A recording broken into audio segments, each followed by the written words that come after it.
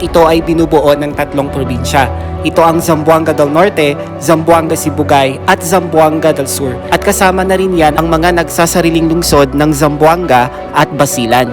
Sa kabila ng lawak ng kalupaan at karagatan ng Zamboanga Peninsula ay mayroong nakakatakot na katotohanan ang posible nitong haharapin. Sinasabi nga ang average farmer sa Pilipinas, di ba sabi doon nasa 57 to 59 years old.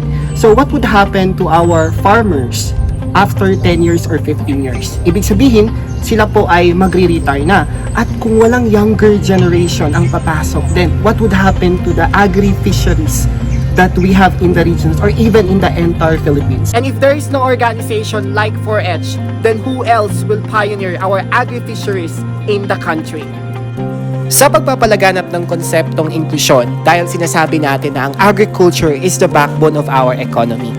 Ang ATI Region 9 ay nagbibigay ng sapat na programs and trainings for the welfare of disadvantaged and marginalized farmers, young farmers, and fisher folk. We will continue to provide excellent extension services in terms of capability enhancement, farm and business advisory, and provision of IEC materials and some starter kits for your livelihood projects. Ang konseptong inklusyon for the young farmers ay nagsimula sa Vitali 4H Special Learners Club and it was practiced within the region. Sa Balangas, Zamboanga, Sibugay, kilala si Kuya Obe bilang person with disability. At the same time, he is a cancer patient survivor at the age of 13 at kilala siya sa kanyang innovation na tinatawag na Kamote Cheese Roll.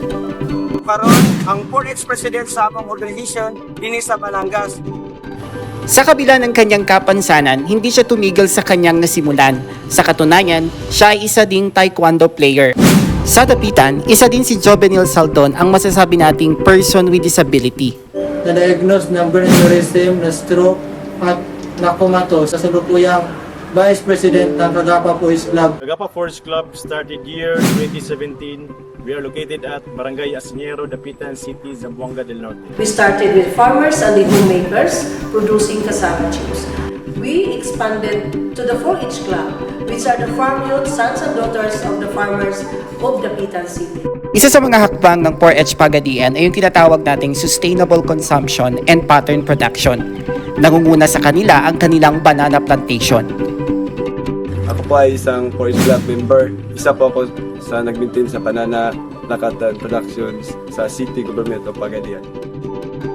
Pangalawa, ang kanilang peppermint tea production na pagmamayari ng farm family. My 2 daughters are 4Hers and my husband is a farmer also.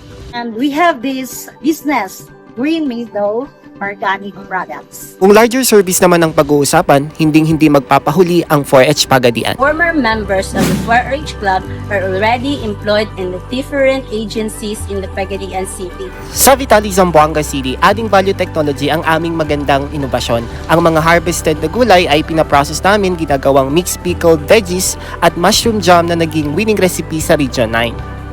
Ang Talugsangay 4H Club naman ng Zamboanga City ay binubuo ng mga indigenous ethnic group. Ito ang mga Sama Bangingi, Tausug, Yakan, Kalibugan at Badyaw. Ang lahat ng miyembro ay kasali sa seaweed farming. Mga 2016, kami nga daog as National Gawan Saka Award for Outstanding Young Farmers Organization. Sa 4H organization, may kapansanan ka man o wala. Ano man ang kinabibilangan mong pangkat etniko, nag-aaral ka man o hindi.